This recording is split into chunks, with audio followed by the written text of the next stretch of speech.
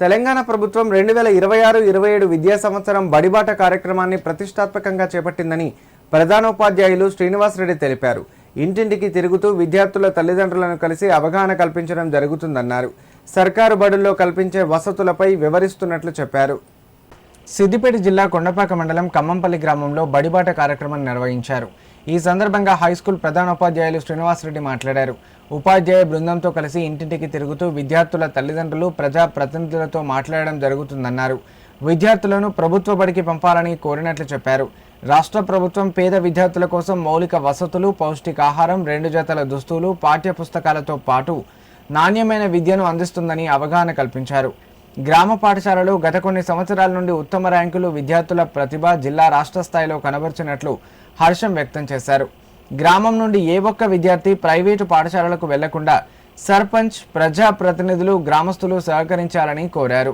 నేను బడిబాటలో ప్రతి ఇంటి తలుపు తట్టినప్పుడు చాలామంది ఏం చెప్తున్నారంటే, మీ బడికి పంపించడం మాకు ఏం అభ్యంతరం లేదు సార్, కాకపోతే ఈవినింగ్ పిల్లలు వచ్చిన తర్వాత ఏంటంటే కొంచెం మేము వ్యవసాయ పనులకి వెళ్ళి ఇంటికి రావాలంటే లేట్ అవుతుంది. ఆ లేట్ అయిన టైంలో ఏంటంటే పిల్లలంతా బయట తిరుగుతుంటారు అనేది ప్రధాన సమస్య చెప్తున్నారు.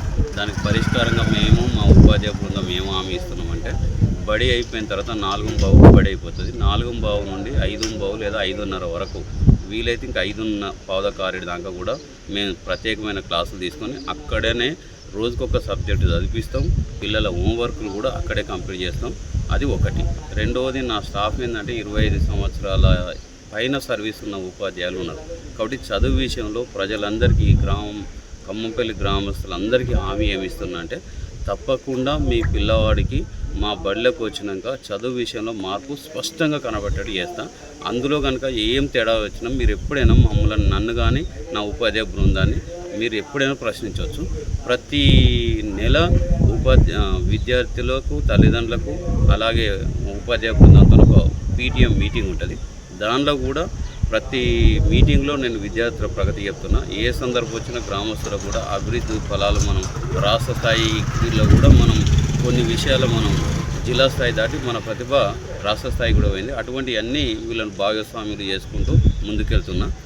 బడి కానీ లేకపోతే చాలా అంటే మనకు గవర్నమెంట్ నుండి వచ్చే నిధులు సరిపోవు.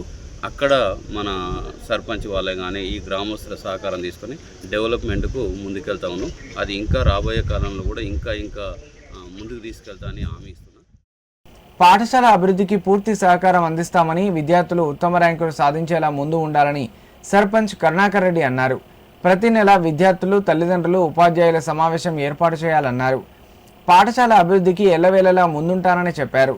బడిబాట కార్యక్రమంలో ఇంటింటికి మన హై స్కూల్ కానీ ప్రైమరీ స్కూల్ కానీ సార్లు తిరుగుతుండగా ప్రతి ఇంటిలో కూడా రెస్పాండ్ మేము పంపించమంటలేం. కానీ కాకపోతే పిల్లల యొక్క విషయానికి వస్తే, పిల్లలు కొంచెము ఇక్కడ చదవడం కన్నా బయటకు పోతే బాగుంటుంది, ఆ సబ్జెక్ట్ కరెక్ట్ లేదు అనే విషయానికి వస్తే చెప్పడం జరుగుతుంది. దాని విషయంలో ఈ సార్లు ఏం చేస్తారు అంటే, ఒక్కొక్కసారికి 25 years ఎక్స్పీరియన్స్ ఉంది. దాన్ని మేము ఖచ్చితంగా పిల్లల మీద చూపెట్టి, పిల్లలను మీరు ప్రైవేట్ స్కూల్ కన్నా గవర్నమెంట్ స్కూల్లోనే బాగా చేస్తాము.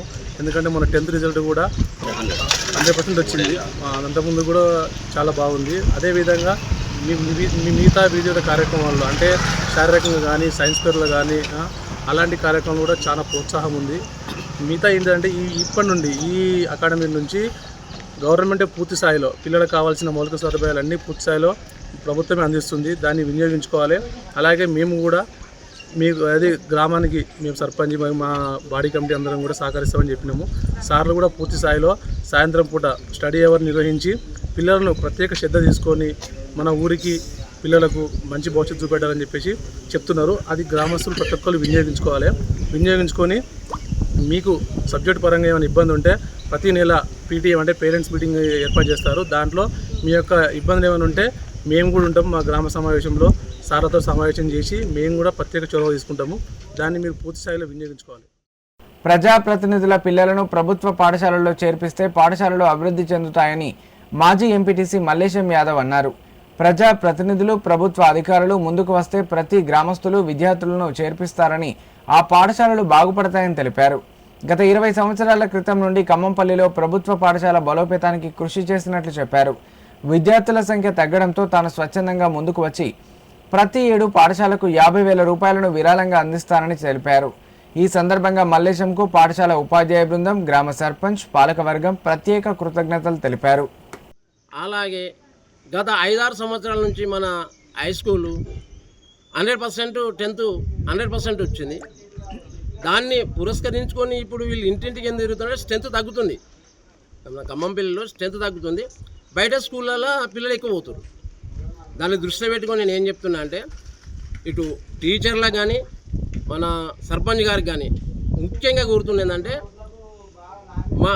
రెండవది మా గ్రామ పంచాయతీ బాడీ మెంబర్లు ఎవరైతే ఉన్నారో మొట్టమొదలు ప్రజాప్రతినిధులుగా మీ పిల్లలను మన హై స్కూల్లో జాయిన్ చేయండి.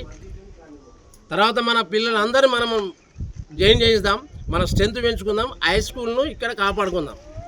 నెక్స్ట్ దీనికి స్కూల్ పిల్లలకు ప్రైవేట్లో చదివినట్టుగా అక్కడ ఉన్న అకామిడేషన్ కానీ ఏది కానీ ఇక్కడ లేదు అని అనుకున్నప్పుడు ఇప్పుడు గవర్నమెంట్ సహకరిస్తుంది అన్ని విధాల. మనకు మంచి పోషకాలు ఇస్తున్నారు, మధ్యాహ్న భోజనం కానీ దేని కానీ మంచి ఇస్తున్నారు.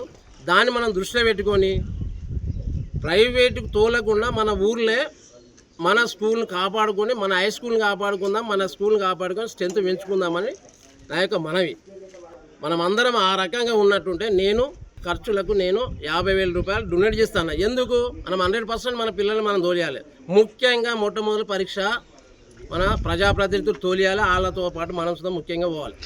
దానికి పిల్లలకి ఏమన్నా డిస్టర్బెన్స్ అయింది లేకపోతే పిల్లలు ఏమన్నా ఇది ఉన్నారంటే టీచర్లు మనం ఖచ్చితంగా నిలదీద్దాం.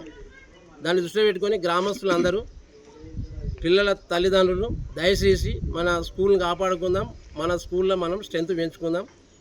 నేను అందరికీ విజ్ఞప్తి చేస్తున్నాను.